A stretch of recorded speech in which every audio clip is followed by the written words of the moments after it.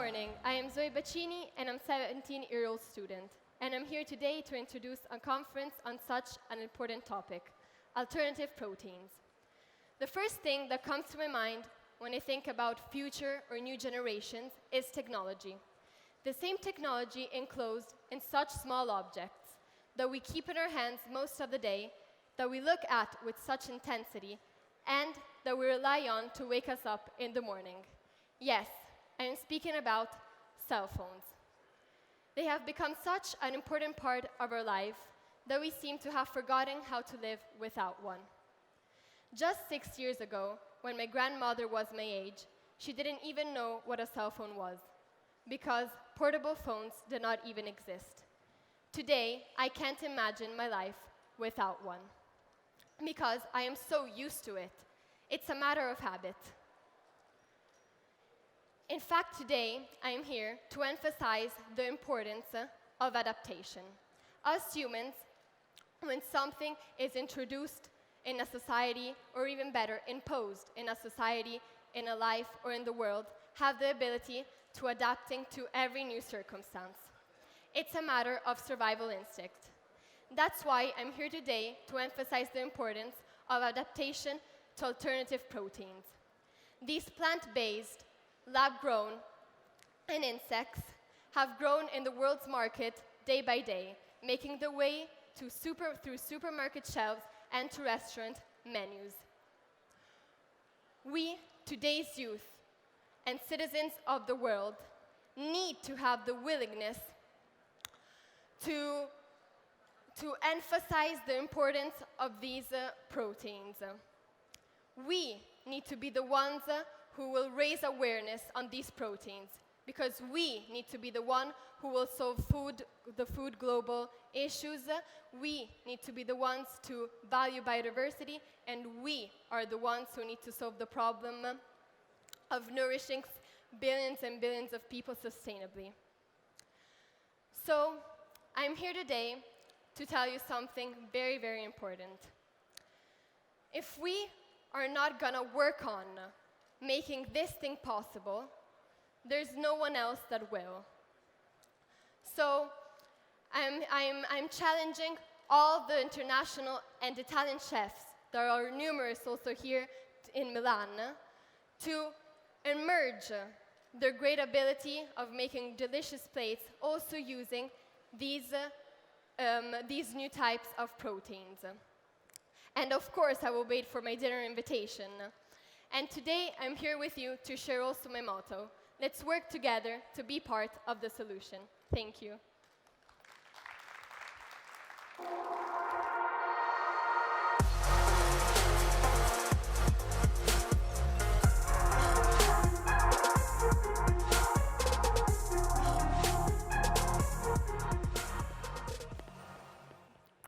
Hi everyone, and thanks to Seeds&Chips for the opportunity to be here today.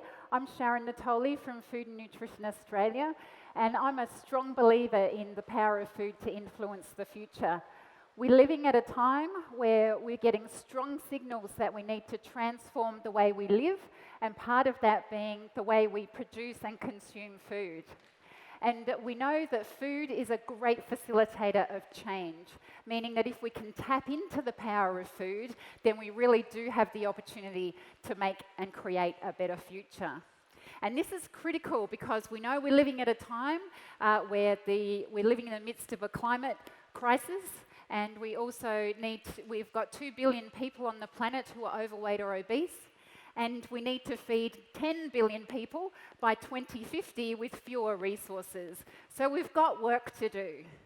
And the thing is that we're here talking about the future of food, but the thing is that we're really needing to have to clean up the mess that we've already made.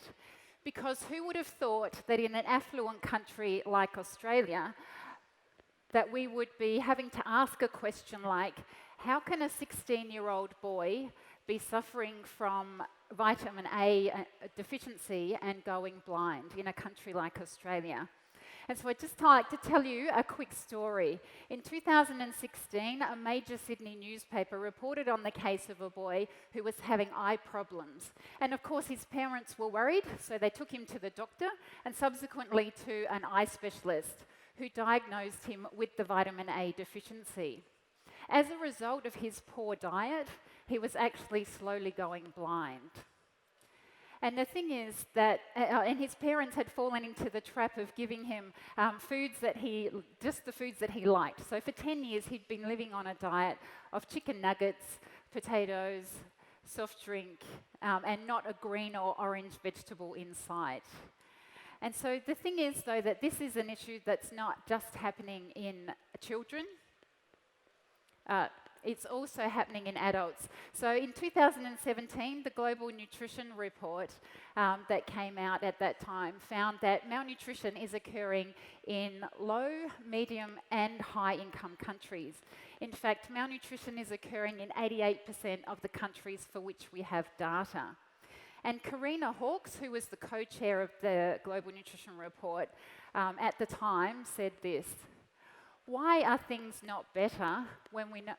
The question is not why are things so bad, but the question is why are things not better when we know so much more than previously?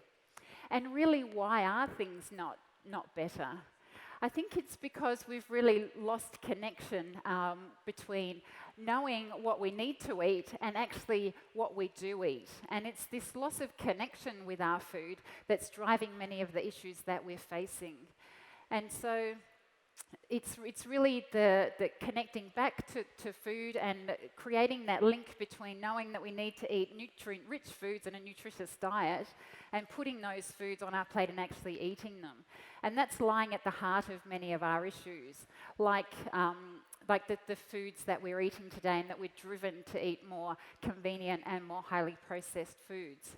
And foods like the chicken nuggets that this young boy was relying on for his energy requirements, and which have ingredient lists that look a bit like this: chicken, water, coating, breadcrumb, wheat flour, sugar, salt, yeast, wheat gluten, canola oil, colours 100, 160C, batter, wheat flour, thickener 1404, salt, mineral salts 450, 500, vegetable gums 412, 415, wheat flour, maize flour, salt, wheat gluten, egg powder, mineral salt 500, cottonseed oil, marinade, thickener 1442, salt, rice flour, mineral salts 451, 508, 450, sugar, canola oil, hydrolyzed maize protein, vegetable powder, herb extract, spice extract. Bit of a mouthful. And so if we took out the chicken and we put in place of it plant proteins, and we still had ingredient lists that look like this, how much better off would we really be? And I'd just like to get an indication, I guess, of how many people might think that these types of foods are a problem when it comes to malnutrition. Some people. And so when it comes to the foods of the future, if we're developing protein alternatives for the future, it's not just about putting in proteins from plants. We actually need to think about the whole food and think about how we can create nutrient-rich foods that carry forward more than just the protein. And so when it comes to investing in this space, to looking at what innovators and investors can do, I think there's really three things to consider.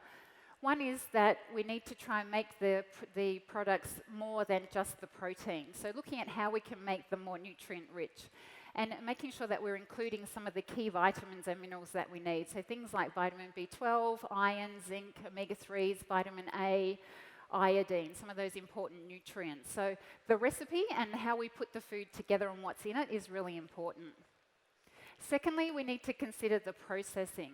So we need to look at how we're developing foods so that they're as whole and nutrient-rich as possible. And so this is important because we know that research is starting to show that highly processed foods may actually be a real problem for health. There was a journal article that came out in February this year which showed that people that eat very high processed foods and eat more of them have a higher risk of dying early than people who eat less of these foods. And so the way we put the processes that we use to put these foods together are also really important. And thirdly, it's about communicating accurately and responsibly. So we know that consciousness is rising in terms of people's expectations around their food. People want to know more about where their food comes from, what's in it and how it's made. But they're also moving away from companies that are still doing marketing gimmicks and over-exaggerating health claims.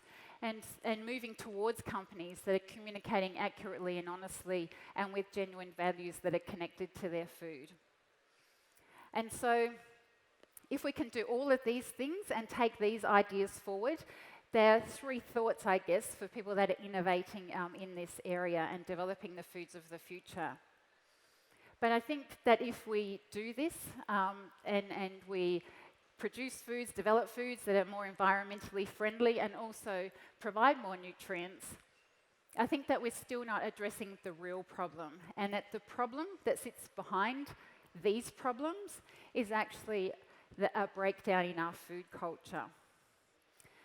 As we see an increasing move from traditional diets to more Western styles of eating, we're not only seeing a breakdown in our physical health and challenges in that area, but we're also seeing challenges around mental and social health and well-being as well. 1 in 4 people on the planet now suffer from some kind of a mental health problem at some point in their life, and another 1 in 4 suffer from social isolation. And in fact, social isolation is considered to be, or chronic social isolation is considered to be as much of a risk factor for heart disease and stroke as smoking 15 cigarettes a day. And in fact, it's considered to be the next public health issue. And the thing is that food can fix this. Food can fix all of those things. And I think that we underestimate the real power of food and what it can do. And this quote from Michael Pollan is appropriate in terms of what he said is, how a culture eats may be just as important as what a culture eats. And this is because when we eat together, it's an opportunity for connection. Families that eat together have stronger relationships. They're also less likely to be overweight and obese or have a lower level. And they also have teenagers who are less likely to suffer from mental health problems. When we do business over food, a Harvard Business Review study found that we are able to produce a higher level of profitability as a result of the deals that we negotiate if we share food together.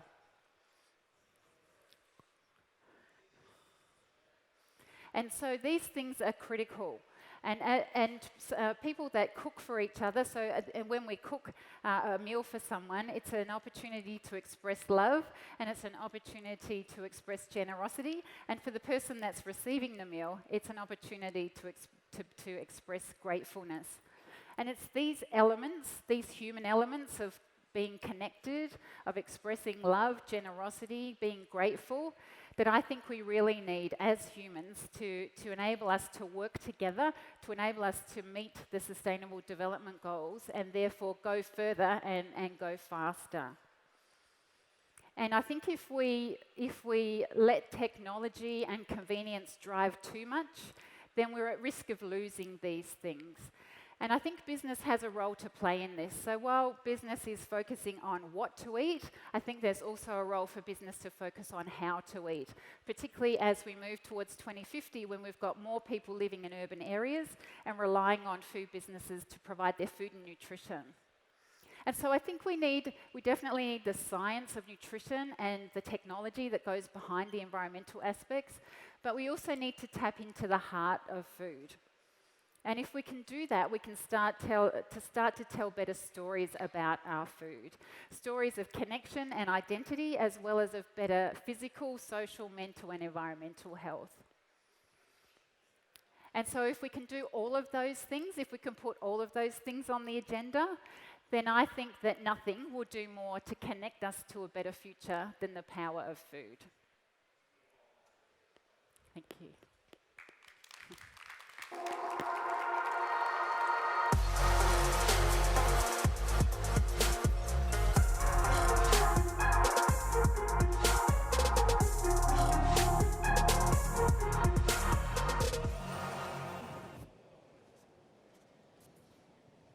Hello, good afternoon. Well, it's loud. This is not my first slide. This is my first slide. Good afternoon, and thank you, Seeds&Chips, for having me. My name is Amir Zaidman. I'm from the Kitchen Food Tech Hub. It's in Israel. And I'm going to talk a little bit more about the technology angle that Sharon didn't really want to talk about. So the title of this section or session in this conference is Why Do We Need Alternatives? I don't think this is something that we need to talk about. Why do we need alternative? I think everybody in the room, everybody in the conference knows that there is a problem with the way that we manufacture and produce foods today, specifically in the protein area. The UN talked about it as early as 2013 and stated very, very clearly that livestock is a major threat to the environment for reasons that you all know. So I'm not going to dwell on that. Just one little infographic I like to show that kind of explain the magnitude of the problem. This is, of course, a map of the US, of the land space of US. And you see in the middle that 35% of the entire area is devoted to pasture, to feed the cows that we then eat. If you add the area that is dedicated to grow crops for feeding livestock that is grown not freely on areas, then you get to almost 45% of the total land of the US, while if you can take a look, 5% over there on the top, only 5% of the land is being used to grow food that we eat directly. So that's the 45% to feed the animals that we then eat, as opposed to only 5% to grow food directly. Imagine how much more food can be grown if we do it more efficiently. So I mentioned that I'm from the Kitchen Food Tech Hub. I want to tell you a little bit about what it is and what we're doing. So as I said, we're based in Israel. We consider ourselves companies builders. We are a technological incubator and a seed investor, which means that we invest in very early stage food tech ventures companies. We provide them with a set of services, we nurture them, and we help them with their commercialization efforts. Now, when I'm trying to imagine how to explain this, there's something that comes to my mind. It's a culinary phrase called mise en place. Does anybody know what mise en place is? You know? Can you tell me what it is? Exactly. So it's the preparation of the ingredients. Right, so I wanted to get it exactly right, so I went to Wikipedia, and this is the definition. It's putting everything in place, it's getting everything ready, and when I tried to make it more visual, this is mise en place. You take the raw materials, you take the ingredients, and you start chopping and preparing and getting ready for the actual cooking that comes right after that. So in the kitchen, we do something that is very similar, or at least that's what I like to think, with the company building process. So we take a very enthusiastic entrepreneur with a lot of passion and maybe some basic technology and an idea about the market and what product he would like to bring to the market. And through a very methodological process, we try to finish the incubation period with something that is very ready, very prepared for the next phase, with a team in place, with processes, with identifying the product market fit, with a clear go-to-market strategy, etc. So this is, in a nutshell, what we're doing in the kitchen. And how do we do that? So we have a multi-tier support model, which is based on the kitchen staff that includes several functions, including business development, technology, operations. We are owned by the food company called the Strauss Group. It's one of Israel's largest food companies. It's also one of the world's largest coffee companies, which can provide, as you can imagine, almost anything a food tech startup would need in order to overcome challenges that are coming his way, we can probably find someone in the Strauss Group that has the knowledge or expertise to help him overcome that. And last but not least is our network of global partners that helps our companies access to markets, capital, etc. This is our network. All of the companies on the screen are huge global food-related companies, and they all have collaboration agreements in place with the Kitchen Hub in small Israel. So, what have we been doing and how is this connected to this conference?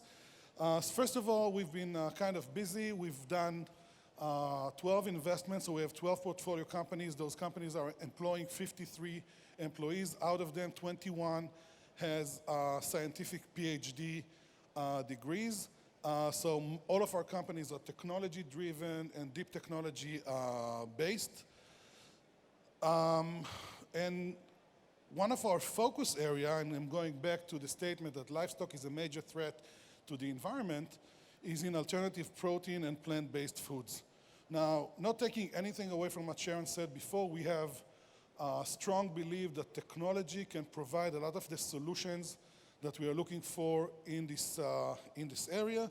And here are the companies in the kitchen. So, insects. I think we all know that a part of the arsenal that is available for us in terms of alternative proteins is insect proteins. This might not sound so tempting to the Western European palate, but we are hoping this is going to change in the future, and also there are other markets that are not so afraid to try insect protein-based products. So Flying Spark is our company in that space. It has a very unique approach to insect protein because it's basing it on larvae of fruit flies, which is an amazing small creature that finishes a life cycle in 6 days, which makes it very, very efficient. And the nutritional values of the protein that is being extracted from the fruit flies is just phenomenal. Yofix is in the area of plant-based replacements for dairy products, starting with a very healthy, very nutritious plant-based yogurt. And again, Sharon, sorry for coming back to you all the time, but this company is basing the entire innovation on healthy platforms. So it is made out of 5 ingredients. The major one is oats, and there's also lentils and sesame and all kind of good things in it. It is clean label, it's a short ingredient list, and it's very tasty. It has been launched in Israel and soon to be launched in the UK. Zero Egg is developing and very close to marketing a plant-based replacement for egg.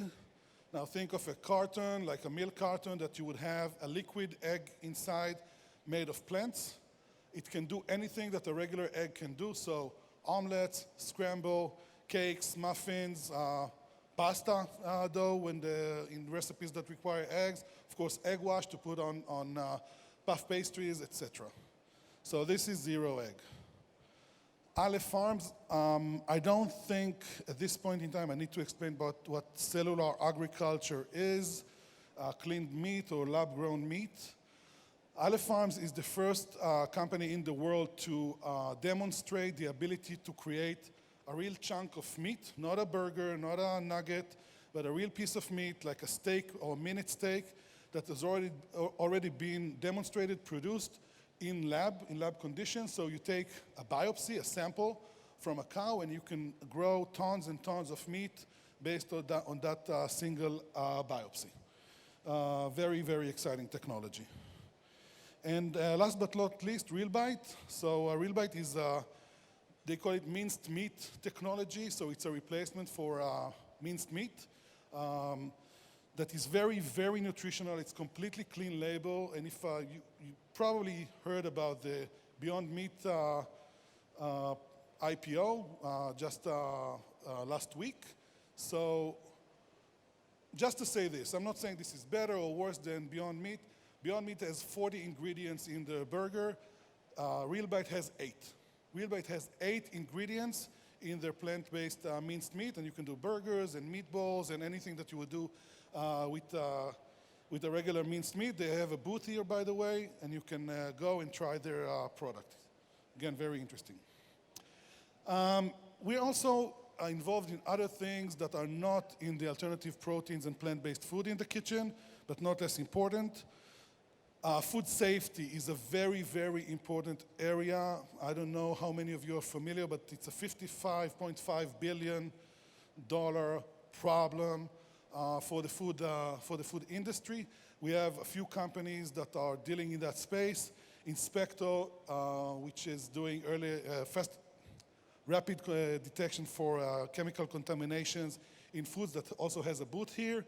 Back to Sense, that is doing rapid detection of pathogenic bacteria in foods, and Biofence, that is developing antimicrobial coating and paints for food manufacturing facilities. Another very important issue is other foods and the health in food, and we all know that we consume too much sugar. We have two companies in that space. One of them is called Aleph Protein, and although it's in the protein space, it is developing proteins as sweeteners, not as a source for protein nutrition. Again, very exciting. And Better Juice, which is reducing sugar from 100% natural fruit juices. They have a process in which you introduce the juice into this column, this continuous process, and on the other side you get the same juice but with 50% less of the sugars. And last but not least, we also have a few AI companies, or a couple of AI companies, one on the side of Smart Kitchen and one on the side of Smart Industry, which is also extremely important. Wrapping up, we have our own conference, the Food Tech IL, which is a big conference. The last one we had was in 2018, where we had 1,200 attendees from 28 different countries. The next one is going to be in September. We're going to feature 80 different startup companies. Most of them are from Israel. If you're interested in the innovation in food tech that's happening in Israel, you are very, very welcome. So thank you very much. And just hope to finish with our slogan, which is better industry, better food for a better world. Thank you.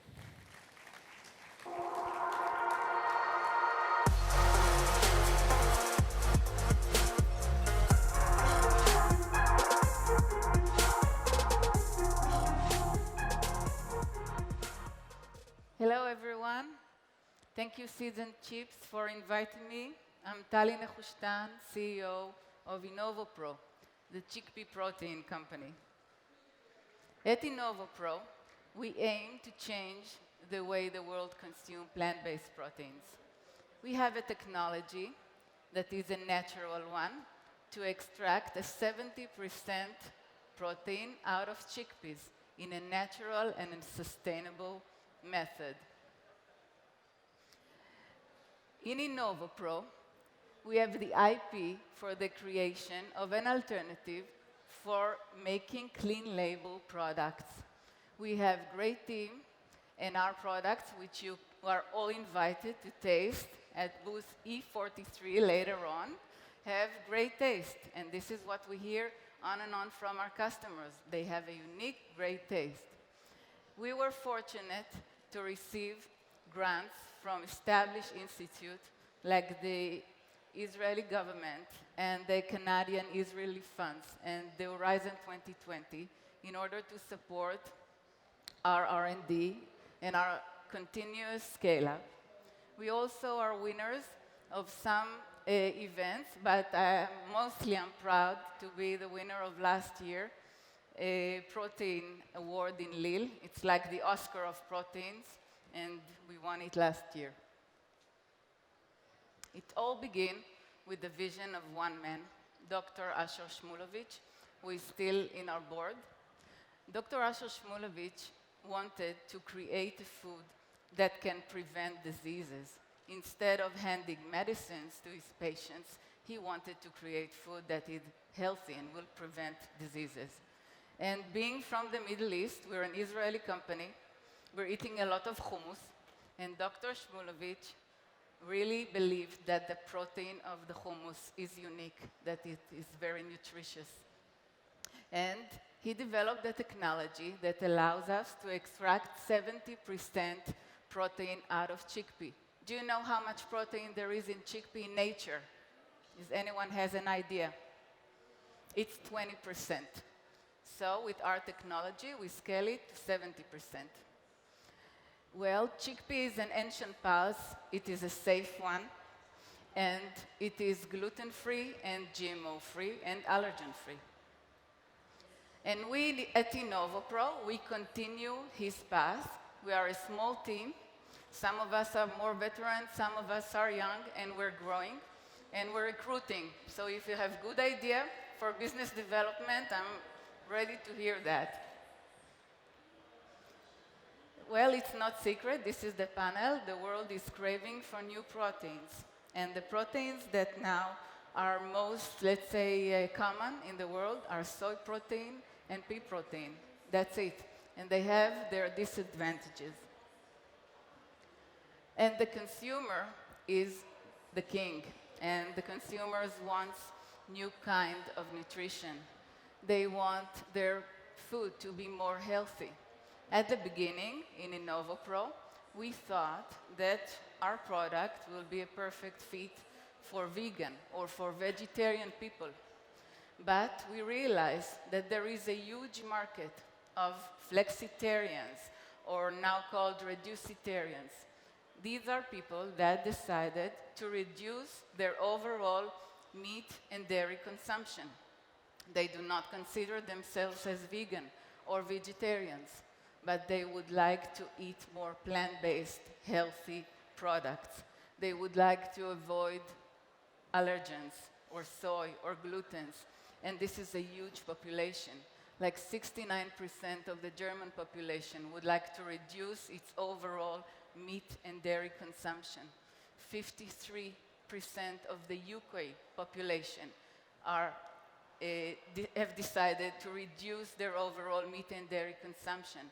And if you add to that the 20% of consumers that are already eating gluten-free products, and add to that the 40% consumers that would like to avoid GMO, you see how big is the market for plant-based proteins. And it is growing and it is booming. It is expected to reach 11 billion by 2021. Companies that are into the dairy business, they see the map, they see where the market is going, and now they would like to establish new lines of product, of the dairy alternative products. Same happens at meat companies. Meat companies are facing a market share reduction, so they're now entering into the meat replacement area. And these markets are growing in 2 digits number every year. And you can see that also retailers like Carrefour have decided to double their plant-based areas in their supermarket by this year. So our CP Pro 70, this is the name of our product, of our chickpea protein, has a unique combination of properties that together answers the market demand and also the industry demand. It is highly functional, which is very important to food technologists. When they come and play with new ingredients, they want it to work out quickly. They want it to be easy to use. And this is what the chickpea protein is doing. It's an easy-to-use ingredient. It is highly functional. It is very soluble. And it has a very good foaming ability. It is also highly nutritious with 70% protein concentration, but also it has a high score of digestibility, 0.9 PDCA score. It is low in carb, it is low in sodium, and it enables the creation of clean label product. But you know that in food product, and you heard it from the previous lectures, there are 3 things that are important: taste, taste, and taste. And our chickpea protein has all three of them. So how does the magic work? By adding to a recipe only 2 to 3% of chickpea protein, you can take out unwanted ingredients. For example, if you want to make an egg-free mayonnaise, you can take out modified starch, and you can have an egg-free mayonnaise with chickpea protein. If you want to make a non-dairy dessert or a beverage, by adding only 3% of chickpea protein, you can take out modified starch, carrageenan, maltodextrin, and pectin. And so it happens with vegan ice cream as well. So you can see here that we do better with less. On the left-hand side, you can see a leading brand based on soy protein, which is a good product. It has 23 ingredients, and the consumer sometimes doesn't know if these ingredients are food or not.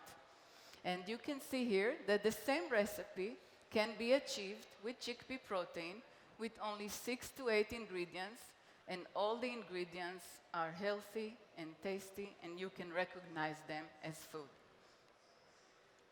We're working now for the last year with more than 100 customers around the world that are exploring with this new chickpea protein. They are developing new products to be launched in their markets in the near future.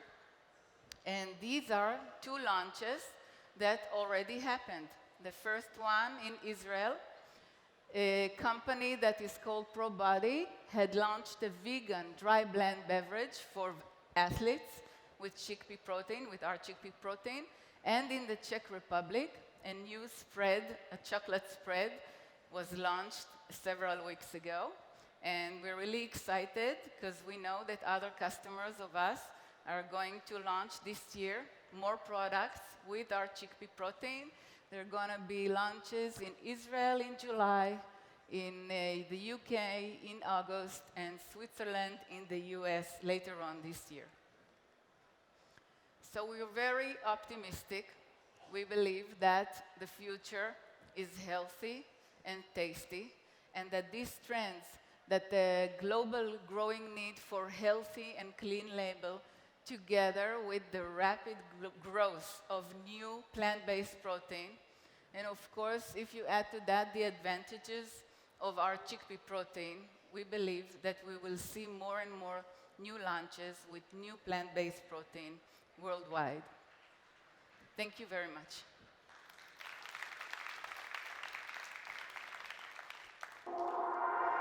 Under 30.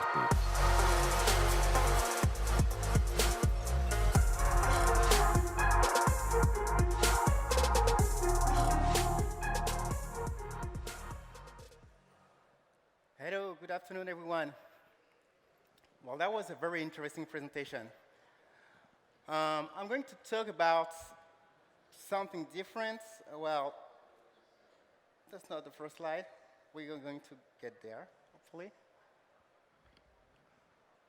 Oh, thank you. Well, I'm going to talk about algae, microalgae. So everything you just heard about chickpea protein, you take it, that's the same, only it's algae, and it's better. I'm kidding. Actually, I do believe that chickpea protein is extremely interesting. We do work with chickpea protein, but one thing is true is that there's not one only solution for the future of food. And at Gama, we decided to focus on microalgae, so I'll tell you a bit more about it. Well, I'm coming after a great presentation, so I'm not going to go through the whole context. You all know the demographics, you all know the reason why we're here, the reason why I'm seeing a lot of people working around food, a lot of events, just like Seeds&Chips, that is huge and always great, with great speakers. There's something going on right here. There's also something going on in the companies. There's something going on with the consumers. It's very exciting to see that, well, a few years ago, people didn't know what food tech would mean, what would innovation mean in the food industry, because people would think that, well, we have food. We know already what it is food. We just have to go to the grocery, to the shop and do our groceries. It was very easy. Right now, and I'm from France, and for me it's a great surprise, people are changing their mind. And people are thinking we need to have something different. The companies, they have to, because right now they're selling a lot less. The consumers are asking for something different, and also the innovation is coming from companies, just like some of the ones we've seen here, and many of these. Innovation is coming from the small startups. Well, one bold statement, the future of food is plant-based. It's not exactly what I think, but I do believe that when we see that there's only 17 current sources of food, there's an issue right here, because that's for the whole world. And we can add up, we are thinking that if we can add up more sources of food, we can create a new agriculture, we can create a new food system, we can recreate the way we eat, and we can do it a more sustainable way, and a much healthier as well. I'm not going to last right here because we heard already a lot of very interesting things. So I'm going to jump into the microalgae. Microalgae is like seaweed, like algae, only a lot smaller. I can dare and ask if anyone here have heard about microalgae before. Oh, it's getting so much better right now. Wow, that's 40, 50 people, for 40, 50% of the people right here. I usually get 5%, so it's not something that's well known, whereas it's actually the champion of protein. You can have up to 75% of protein into algae, and it's the most sustainable food you can produce right now on Earth. The only thing is, I'm going to tell you a little bit more about what's good about it, because I like to give the proper information. One thing about protein, it's not only about the quantity, it's also about the quality. And when you look at the protein content of a product, it's very interesting for the food specialist to look at the amino acids. And when you can have all the essential amino acids in your protein, you get actually a very positive protein. And you can be looking for something very specific. In algae, you have everything. You have also the polyunsaturated fatty acids, so the omega-3, 6, 9, that we get also from the fish. They do get it from algae. I heard that chickpea protein was very good tasting, and I do believe that the food industry is all about taste. That's the very reason why I actually love to eat. One thing about algae is not that great, I have to say it. It's not the best taste. It's actually not very stable, and it's pretty costly today. So when you think about it, it doesn't seem to be the best ingredient ever if you want to sell your products.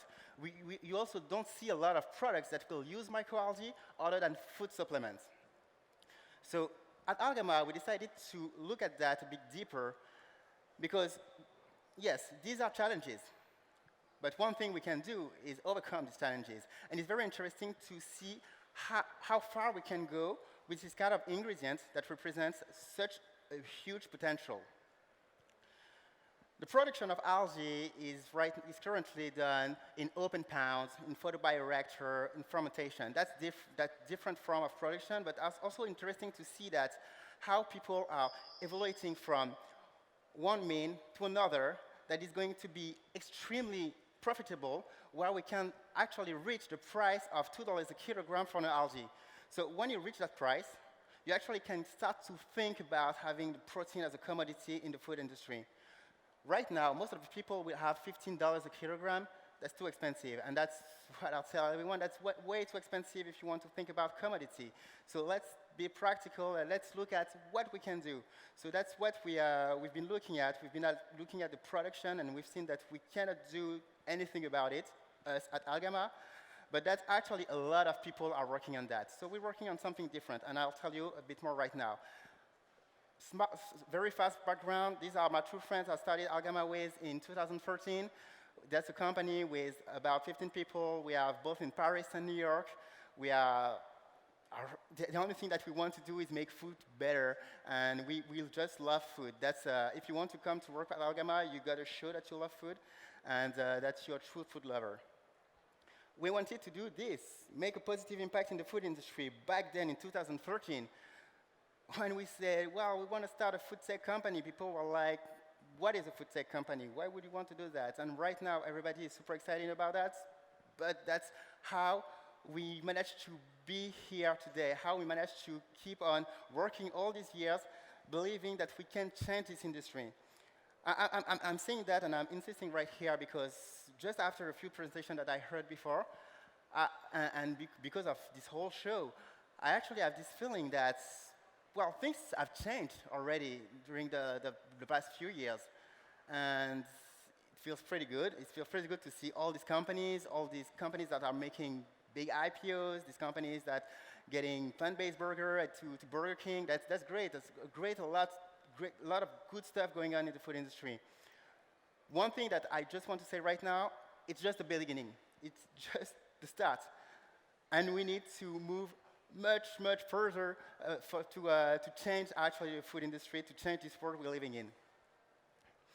So, at Gama, we make products, we make technology, but we are a food innovation platform that will concentrate on making the best product that will be always tasty, healthy, sustainable, and that's also very important, affordable. We do believe that making products healthy and sustainable is very important, and that's our motivation. At the same time, we think that the consumer are not looking only for that. The main thing they're looking for is obviously the taste. That's the first reason why you will buy some food products. It's also very important that you can find your product and that you can find your product at the right price. So that's the platform. That's basically what we do. And to be more precise, to explain what we do at Gama, there's a lot of people growing algae, over 4,000 producers, and we don't.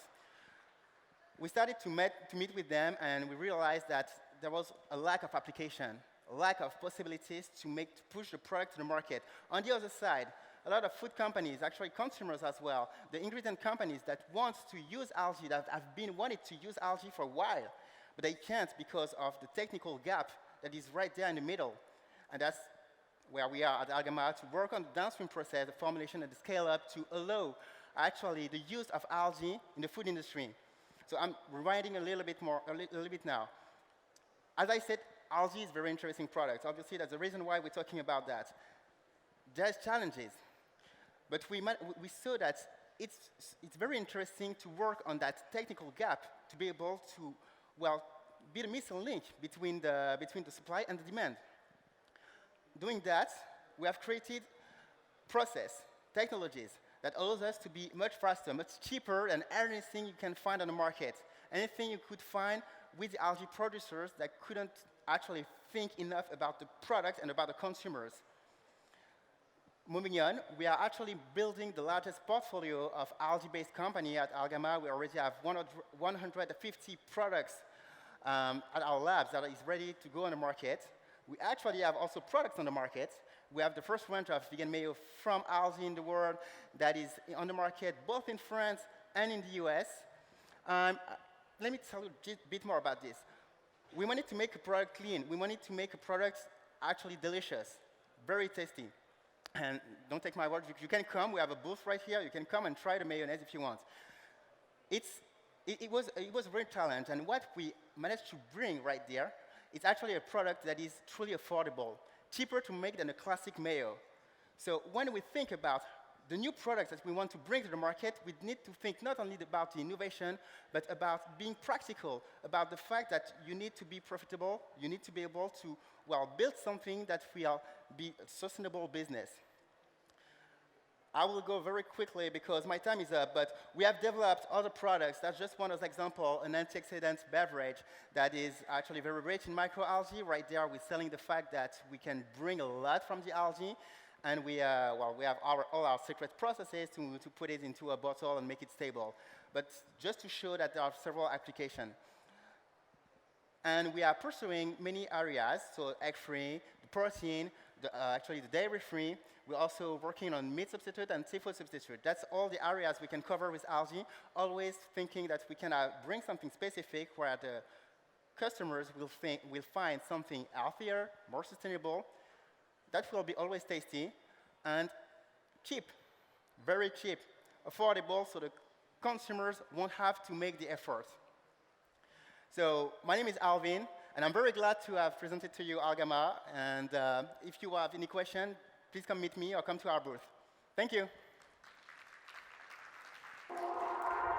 Under 30.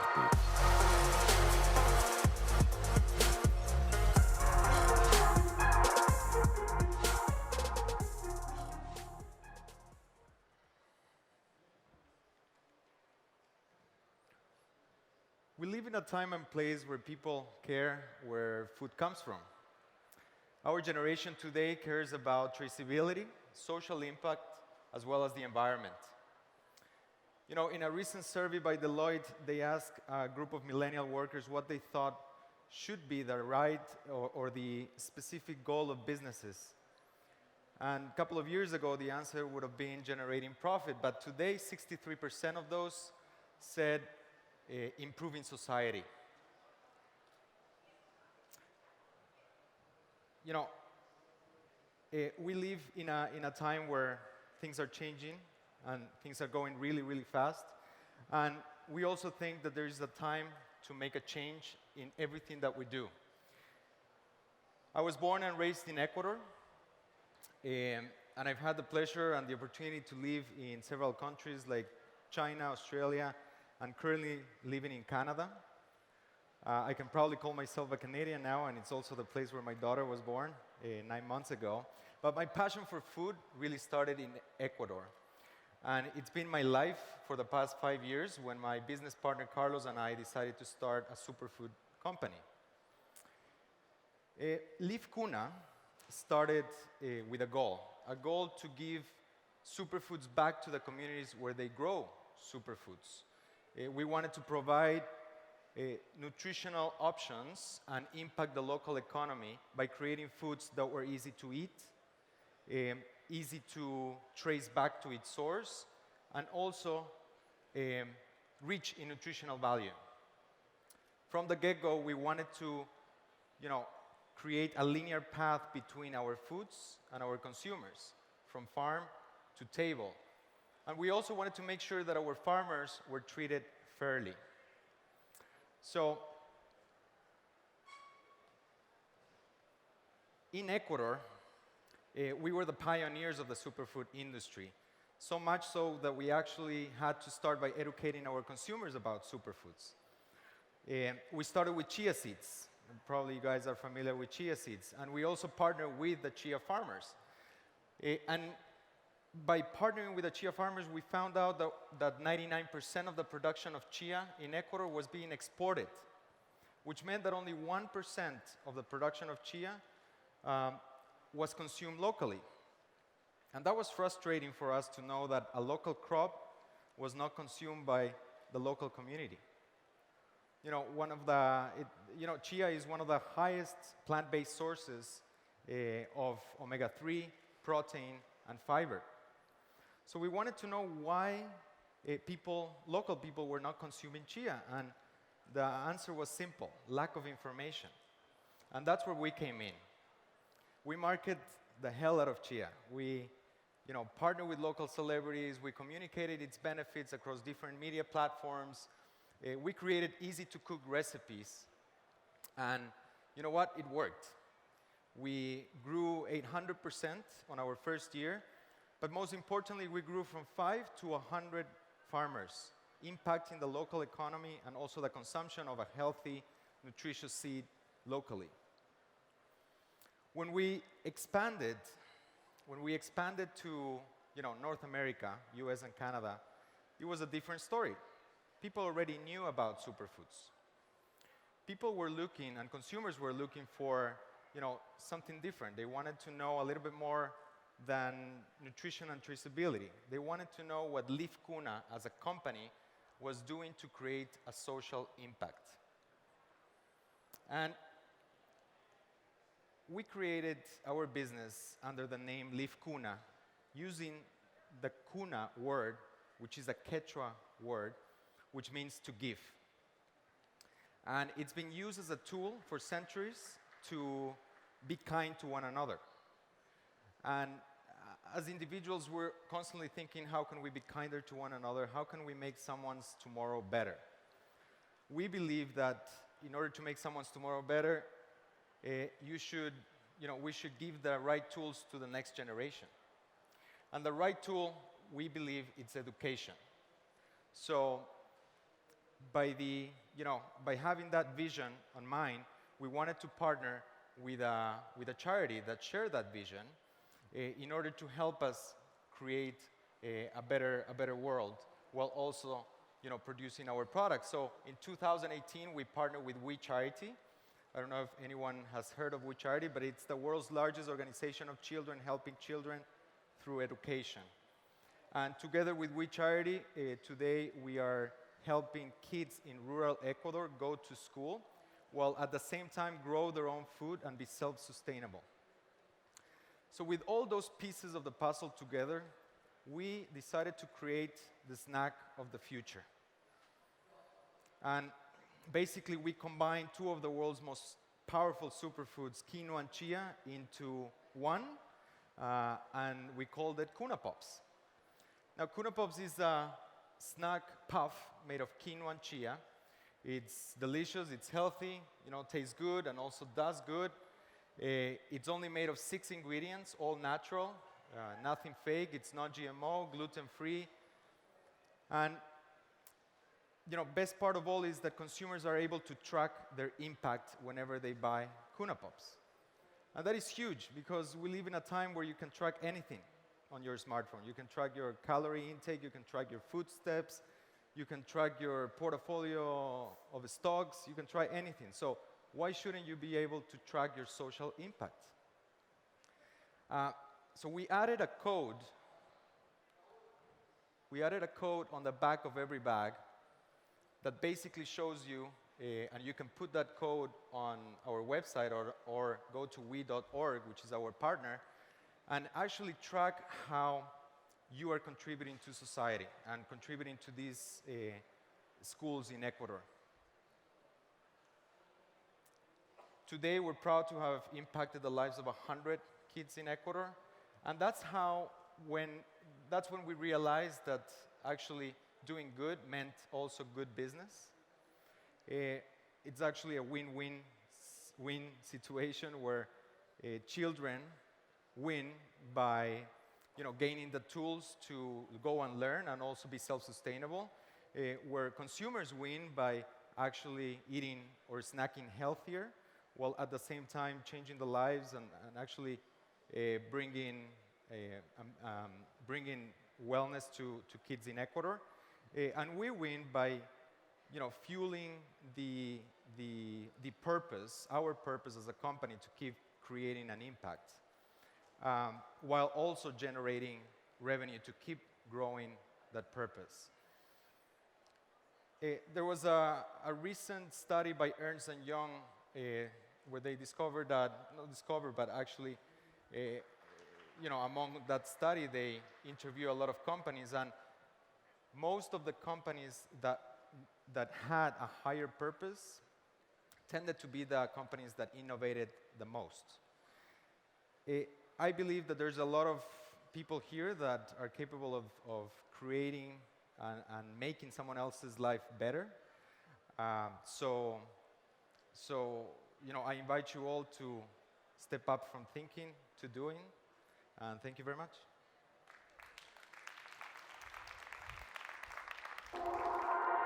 Under 30.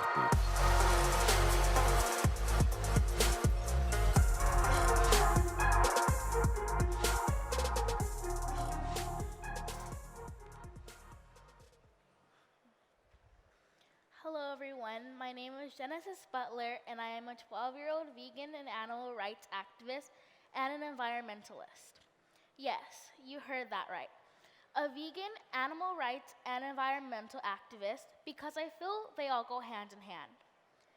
Some of you may have just gotten a little nervous hearing that I am vegan, but I'm sure there are people who are even a little more nervous hearing that I am an animal rights activist. But don't fear. Animal rights activists want to help you work so that we can create a sustainable food system. First off, I want to let you know a little more about myself and how I became vegan.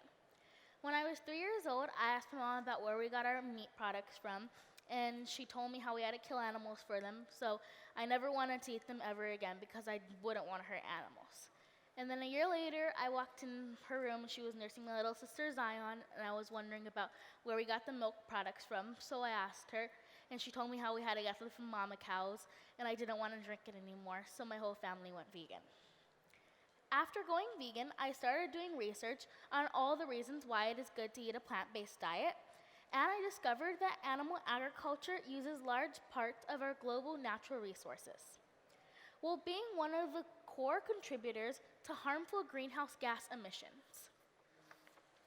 For example, 18% of greenhouse gas emissions are related to animal feed or animal production. 23% of the Earth's usable water and 77% of the land is used for animal agriculture. That doesn't sound sustainable, does it? Due to the population growth and increasing disposable income, meat consumption is expected to grow even more the next decade. So, how do we sustainably feed 10 billion people in 2050 without destroying the planet, all while solving the global food crisis? What adds even more to this problem is that within the next 10 years, we will have over 1 billion new residents on this planet we call Earth. There will also be an increasing demand for all meat over the world as income continues to rise. Our environment and current food system cannot support this increase in demand. I recently worked on a global campaign where I asked Pope Francis to go vegan for Lent in order to raise awareness on the importance of a plant-based diet. That includes alternate proteins, and during my campaign, I got the opportunity to go to Oxford University to learn about the sustainability and the environmental impact of animal agriculture. From Dr. Joseph Poore, Dr. Poore gathered data from 40,000 farms all over the world with the goal to see if it is possible to produce animal proteins with a lower impact on the environment than vegetable proteins. What Dr. Poore found was that the most sustainable animal farming and production creates more greenhouse gas emissions and uses more land than vegetable protein production. And, even more important, he discovered that almost 80% of the land in the world is used for animal agriculture, but only yields 18% of our calories. With 815 million people suffering from malnutrition, imagine how many hungry people we could feed across the world if we moved away from such wasteful foods. The world produces enough food to feed everyone, yet close to 1 billion people are still going to bed hungry. This is because 34% of crops grown around the world go to feeding livestock that will be used for food. This is wasteful and is definitely not sustainable. We are wasting food by feeding it to livestock, and in turn, this creates an even more waste, and it is having a very negative impact on our planet. We are also wasting energy, land, and water. In fact, 1.2 billion people live in scarce regions of the world, and the number will only rise. We are also wasting land that both humans and animals depend on, such as woodlands, the Amazon, and other forests worldwide. Another issue that can be solved by producing plant-based protein alternatives. It will fix the health crisis that is associated with the food scarcity. According to UNICEF, around the world, 2 billion people suffer from malnutrition, 2 billion people are overweight or obese, 800 million people suffer from calorie deficiency, and 400 million people suffer from diabetes. A recent study conducted by Harvard University found that a plant-based diet can help reduce the risk of diseases such as heart disease and diabetes. The good news is we can prevent disease and stop the unnecessary destruction of the planet by switching to a truly sustainable diet, which is a plant-based diet that includes alternate proteins like lab-grown meat and other meats out of, you guessed it, plants. You can be a part of the solution by using plant-based nutrients to create amazing food that is not only good for the planet, but it is also good for animals and humans too. There is a whole new generation of tech-driven, healthy, and innovative plant-based products clearly designed for flexitarians and vegans alike. Every plant-based meal will have a positive impact on our global ecosystem, as well as proven health benefits. I have come here today, all the way from California, to ask you all for your help. I am honored to be speaking in front of so many leaders involved in the global food innovation, and I ask you all to consider alternative proteins, which are called foods of the future, but I would like you all to consider them now. It makes me sad knowing that there are so many people starving in the world when this doesn't have to happen. And it also makes me sad knowing that we are destroying our planet by continuing to depend on animal agriculture as a way to feed the world when this isn't necessary. Although it makes me sad, I try to remain optimistic because I know there are so many good people in the world that want to help the planet and help animals and help humans. And I know you are in this fight not only to help stop the food scarcity problem, but to also help save the planet.